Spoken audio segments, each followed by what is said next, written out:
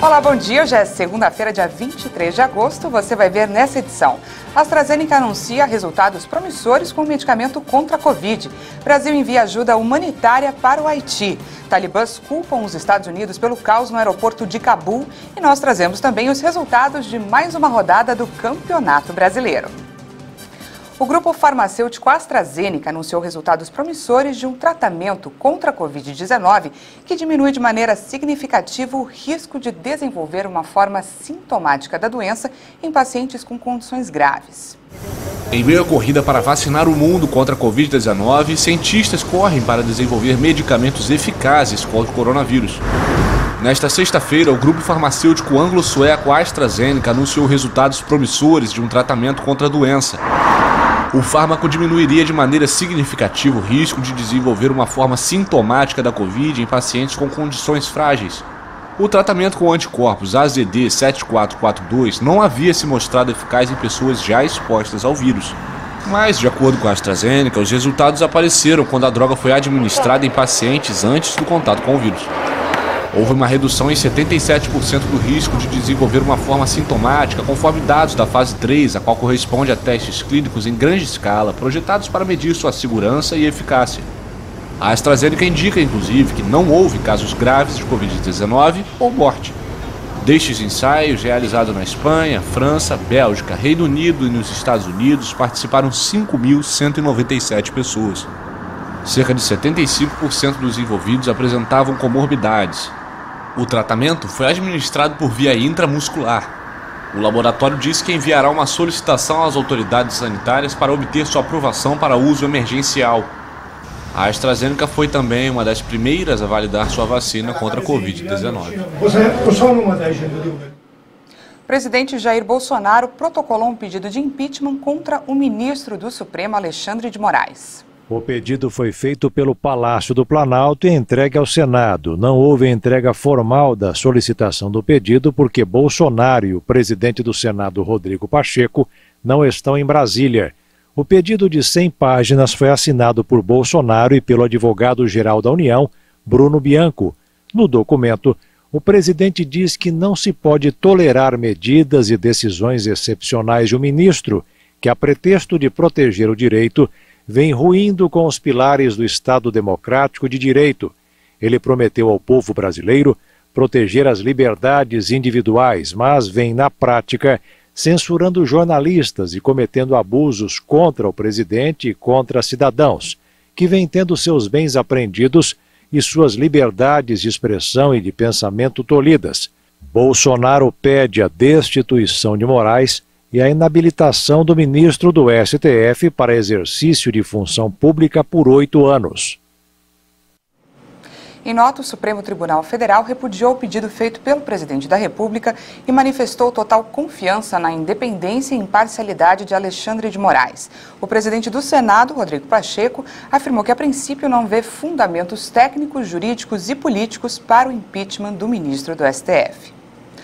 O lucro do mercado imobiliário mais do que dobrou no segundo trimestre, confirmando a trajetória de recuperação do setor. Com a demanda aquecida, a maioria das incorporadoras foi capaz também de driblar o aumento nos custos dos insumos. Os preços dos imóveis também subiram. De acordo com dados compilados pelo Estadão Broadcast, a partir dos balanços de um grupo de incorporadoras, o lucro líquido consolidado das 17 maiores listadas na Bolsa foi de 991 milhões no segundo trimestre. Um montante 158,5% maior do que no mesmo intervalo de 2020, quando a Covid-19 se espalhou pelo país. A receita líquida consolidada chegou a 7 bilhões 224 milhões de reais, expansão de 35,6%. Do lado operacional, essas empresas apresentaram juntas um salto de 121,4% na comparação anual, com lançamentos avaliados em 10 bilhões 769 milhões de reais. E as vendas líquidas totalizaram 8 bilhões 729 milhões de reais, com avanço de 75,1%. Os bons resultados do setor no segundo trimestre têm um peso forte do efeito da pandemia. Os estandes ficaram fechados por um longo período durante o segundo trimestre do ano passado por causa das restrições impostas pela crise sanitária, o que enfraqueceu a base de comparação anual. Na época, 7 incorporadoras não fizeram nenhum lançamento sequer e a maioria teve queda nas vendas. A demanda por imóveis, porém, se manteve aquecida, ajudada principalmente pelos juros baixos do crédito imobiliário. As vendas se recuperaram, encorajando os empresários a lançar empreendimentos nos meses seguintes. O aquecimento do mercado influenciou os custos dos materiais de construção e no acumulado dos últimos 12 meses, a inflação dos materiais medida pelo INCC bateu recorde de 17%, forçando as incorporadoras a subir o preço dos imóveis para não perder rentabilidade. Para analistas, a resposta dos consumidores aos reajustes de preços será determinante para o sucesso das incorporadoras. Segundo eles, as empresas que atendem o público de baixa renda terão um caminho mais difícil. E o Corpo de Bombeiros continua combatendo um incêndio de grandes proporções que tomou o Parque Estadual do Juqueri, que fica em Franco da Rocha, na Grande São Paulo. De acordo com a Prefeitura, o incêndio foi provocado pela queda de um balão na manhã de ontem. Em algumas regiões, moradores relataram que uma chuva de fuligem invadiu as casas. Só neste domingo, o Corpo de Bombeiros recebeu cerca de 1.270 chamados para incêndio em vegetação na região metropolitana de São Paulo. Um contingente de bombeiros e cerca de 10 toneladas de ajuda humanitária partiram neste domingo de Brasília, rumo ao Haiti, para ajudar nas ações de emergência após o terremoto que devastou o sudoeste do país. A decisão do governo, tomada em coordenação com vários ministérios, prevê o envio de uma missão humanitária em resposta emergencial à tragédia causada pelo terremoto em 14 de agosto. Não foi especificado quantos efetivos farão parte do contingente. Uma equipe de especialistas e peritos em busca e resgate em estruturas urbanas colapsadas, além de kits de medicamentos doados pelo Ministério da Saúde, deve partir para Porto Príncipe na próxima semana, em uma aeronave da Força Aérea Brasileira. O Brasil liderou a missão das Nações Unidas para a estabilização no Haiti entre 2004 e 2017 para apoiar as forças policiais do país na missão de manter a ordem. As operações de resgate continuam de acordo com a Defesa Civil haitiana, que reportou na noite de ontem um balanço de 2.189 mortos, 332 desaparecidos e mais de 12 mil feridos no terremoto. Neste domingo, Henri chegou à costa leste dos Estados Unidos após ter sido rebaixado de furacão para tempestade tropical. O fenômeno Henri passou de furacão de categoria 1 para tempestade tropical e tocou o solo em Rhode Island, costa leste dos Estados Unidos, neste domingo, com ventos de 119 km por hora. Meteorologistas alertaram que haverá chuvas fortes e risco de aumento de tempestade quando Henri atingir o Atlântico. Milhares de pessoas da Nova Inglaterra e Nova York se preparam para inundações repentinas, fortes ventos e queda de energia. Parte do nordeste do país, incluindo Nova York, foi declarada em alerta. Essas imagens de satélite mostram o avanço da tempestade. Conforme a camada superficial dos oceanos esquenta devido às mudanças climáticas, os ciclones se tornam mais poderosos e carregam mais água, representando uma ameaça crescente para as comunidades costeiras do mundo, de acordo com os cientistas. Depois de ter sido acusada por genocídio, a ex-presidente da Bolívia, Jeanine Áñez, tentou tirar a própria vida dentro da prisão. A afirmação foi feita por seu advogado, Jorge Valda, acrescentando que ela envia com sua ação uma mensagem de socorro. O ministro de governo, Eduardo del Castillo, informou que a direitista tentou se autolesionar e apresenta arranhões em um dos braços, mas sua saúde é estável. A família da ex-presidente pediu reiteradamente sua transferência para o hospital por ela sofrer principalmente de hipertensão. A defesa de Jeanine não teve sucesso em seus pedidos para que seja concedida a prisão domiciliar. A ex-presidente está presa desde março, acusada de vários crimes. A Procuradoria-Geral da Bolívia apresentou uma acusação por genocídio.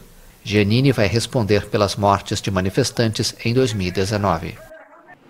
E vamos à nossa previsão do tempo. O calor continua em grande parte do país, mas algumas regiões já começaram a registrar queda nas temperaturas. Em Caldas Novas, em Goiás, a temperatura mínima prevista é de 17 graus e a máxima 33. Já em Florianópolis, em Santa Catarina, faz 16 graus de mínima e a máxima pode chegar a 23. Em São Paulo, a capital paulista pode registrar mínima de 17 graus e a máxima 31. Em Capixaba, no Acre, a temperatura máxima pode chegar a 37 graus. E em Olinda, no Pernambuco, a mínima é de 23 e a máxima de 26 graus. A seguir, você confere os resultados da 17ª rodada do Campeonato Brasileiro e ainda, talibãs culpam os Estados Unidos pelo caos no aeroporto de Cabul. Nós voltamos já.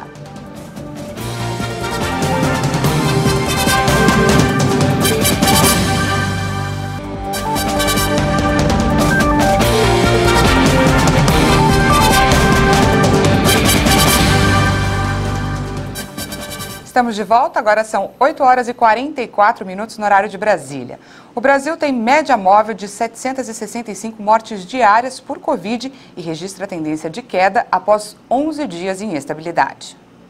Com mais 318 mortes em 24 horas, o Brasil passa de 574.500 vítimas da Covid-19. O Ministério da Saúde também contabilizou 14.404 novos casos. Com isso, o total subiu para mais de 20.570.000 diagnósticos desde o início da pandemia. A média de mortes pelo coronavírus em 7 dias é de 781 vítimas diárias. E esse é o 23º dia seguido com um indicador abaixo de 1.000 mortes. Em comparação à média de 14 dias atrás, a variação foi de menos 16% e aponta a tendência de queda, após 11 dias seguidos de estabilidade.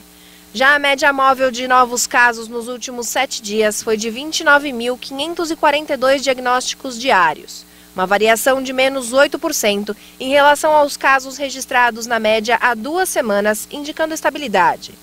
E na classificação da pandemia por estados, apenas um ainda registra alta, o Rio de Janeiro. Em estabilidade estão 10 unidades da federação. E 16 estados registraram queda.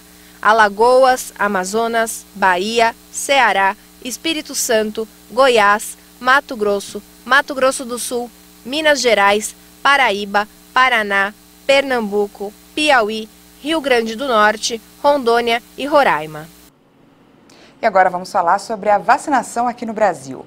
Mais de 163 mil brasileiros já tomaram ao menos uma dose da vacina contra a Covid e quase 600 mil doses de vacinas foram aplicadas de um dia para o outro.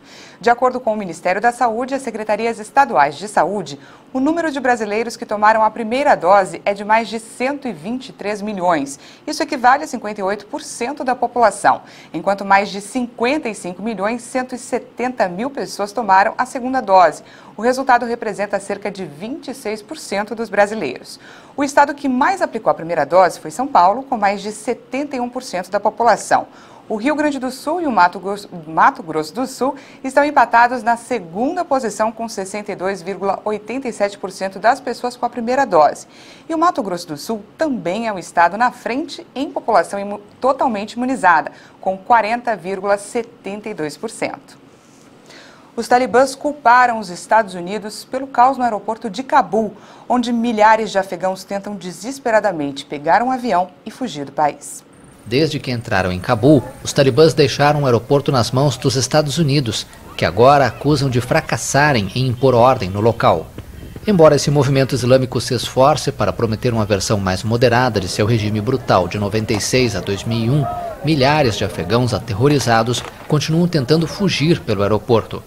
Em meio ao caos, 7 pessoas morreram entre a multidão, disse o Ministério da Defesa britânico no domingo, sem especificar se foi um único incidente ou vários. Para garantir retiradas seguras e evitar uma crise humanitária, os líderes do grupo dos 7 países mais ricos vão realizar uma reunião virtual na próxima terça-feira. Os Estados Unidos, que têm milhares de soldados protegendo o aeroporto, estabeleceram 31 de agosto como prazo para concluir as evacuações. Mas há 15 mil americanos e entre 50 mil a 60 mil afegãos que precisam ser retirados. Desde 14 de agosto, cerca de 25.100 pessoas foram retiradas do Afeganistão a bordo de aviões militares dos Estados Unidos e aliados, de acordo com a Casa Branca. O chefe de política externa da União Europeia, Josep Borrell, afirmou que é matematicamente impossível retirar 60 mil pessoas até o final do mês. Os afegãos que tentam fugir do Talibã encontram um novo obstáculo. Um muro que vem sendo construído na fronteira entre a Turquia e o Irã. Após o retorno dos talibãs ao poder, muitos afegãos fugiram do país atravessando o Irã rumo à Turquia. O presidente turco Recep Tayyip Erdogan prometeu impedir as entradas ilegais e nos últimos dias acelerou a construção de um muro de 243 quilômetros de extensão rodeado por fossos. Já foram erguidos 156 quilômetros da construção na fronteira com o Irã, que tem mais de 500 quilômetros de extensão. As patrulhas estão sendo reforçadas no entorno, mas isso não impediu esses migrantes, que após vários dias de caminhada estavam descansando em uma linha de trem em Tatvan, que fica a 200 quilômetros da fronteira. Vai piorar no Afeganistão, tudo se acabou por lá. Somos jovens, precisamos ir para a escola. Se pelo menos pudéssemos ir à escola ou à mesquita. Por que não vou para a escola? Minha vida está acabada e eu só tenho 19 anos. Os migrantes se escondem durante o dia e caminham à noite rumo ao oeste, para metrópoles turcas ou, em alguns casos, para a Europa. No caso de Arman Ahmadi, de 17 anos, é a segunda vez que ele tenta imigrar.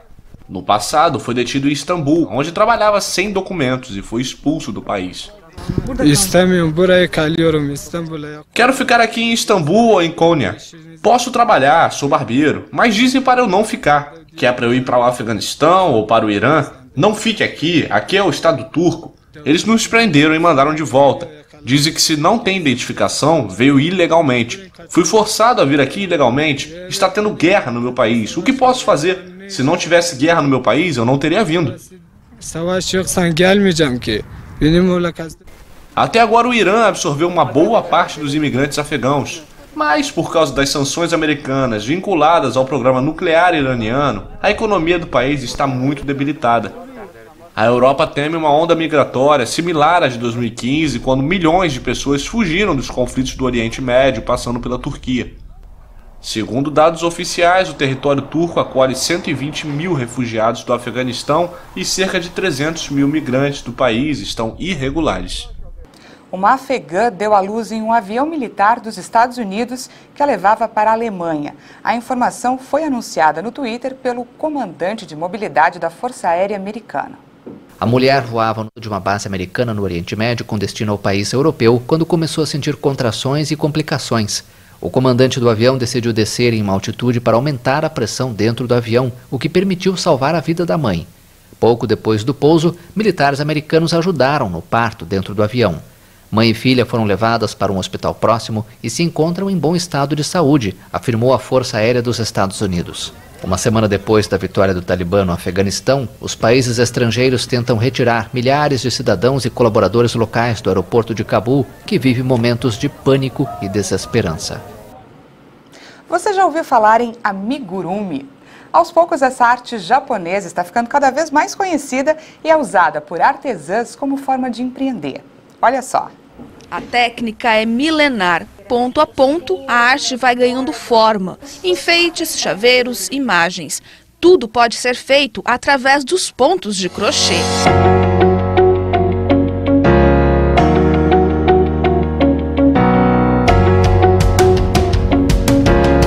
O amigurumi é uma arte japonesa de criar bonecos de crochê ou até mesmo de tricô.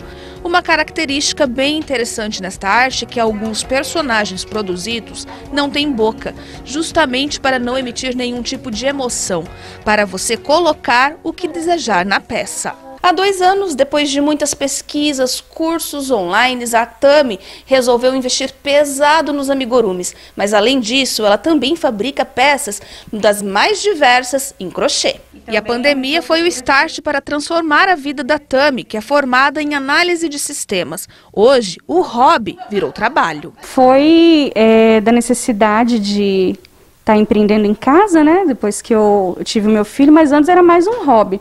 Mas depois que eu saí do meu último emprego formal, eu descobri logo em seguida que eu estava grávida, né? Eu sempre tive a vontade de investi no artesanato, coisa que eu sempre gostei de fazer, e foi a partir daí que eu comecei a levar a sério como empreendimento mesmo. E já estão aí há 3 anos. Uma vez eu precisei fazer uma encomenda de paninho para bebê, né, bordado, e eu não sabia costurar para fazer o acabamentinho, né, pôr fita, essas coisas. Eu falei, o que eu posso fazer? Vou fazer crochê, de novo. Aí eu fui pesquisar, porque que quando eu comecei a fazer não tinha internet, nada, né, e eu resolvi pesquisar, ver o que tinha na internet. Aí foi onde eu vi pela primeira vez os amigurumis, né, que na época acho que o primeiro que eu fiz até era um chaveirinho de coração, e aquilo me encantou, né, porque colorido, representando figuras, desenhos, né, daí eu não parei mais. Ela ainda conta que viu no ofício uma forma de ajudar outras pessoas. A artesã aproveita a oportunidade para passar conhecimento para mulheres através de uma rede de apoio. Para quem está começando, para quem faz tudo sozinho, é muito difícil às vezes você entrar nesse mercado comercial, às vezes sem uma formação, uma orientação de onde precisa ir, de onde precisa buscar informação, né? E eu encontrei essa acolhida nesse grupo, porque ali, como tem mães de vários segmentos, de vários tamanhos de empresas, elas, assim, passam de boa vontade, assim, bastante informação pra gente, quando a gente precisa tirar uma dúvida. Olha, o MEI, como é que trabalha, empréstimo no banco, fornecedor, você tem algum fornecedor para tal coisa, fora que também a gente procura sempre comprar uma da outra, né? Contabilidade, serviços em geral também, então a gente procura se fortalecer e ajudar uma a outra. E entre linhas, agulhas e muito amor, a Tami cria, recria e transforma os sentimentos em algo para abraçar.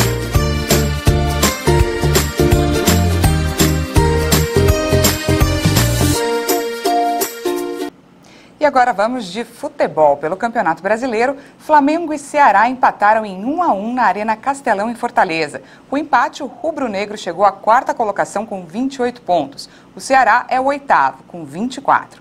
Na Arena da Baixada, em Curitiba, o Corinthians venceu o Atlético Paranaense por 1-0. A vitória leva o Corinthians para a 6ª colocação com 24 pontos. Já o Atlético caiu para a 9ª colocação com 23 pontos. Na Vila Belmiro, Santos e Internacional empataram em 2-2. Em Recife, o São Paulo venceu o Sport por 1-0. Com esse resultado, o tricolor paulista chega à 12ª colocação com 21 pontos, abrindo 5 em relação à zona de rebaixamento. O Sport é o 18º com 15 pontos. Essa edição fica por aqui. Muito obrigada pela sua companhia. Já tem mais informações com a Patrícia Velenic. Eu volto à 1 da tarde e espero você. Até mais.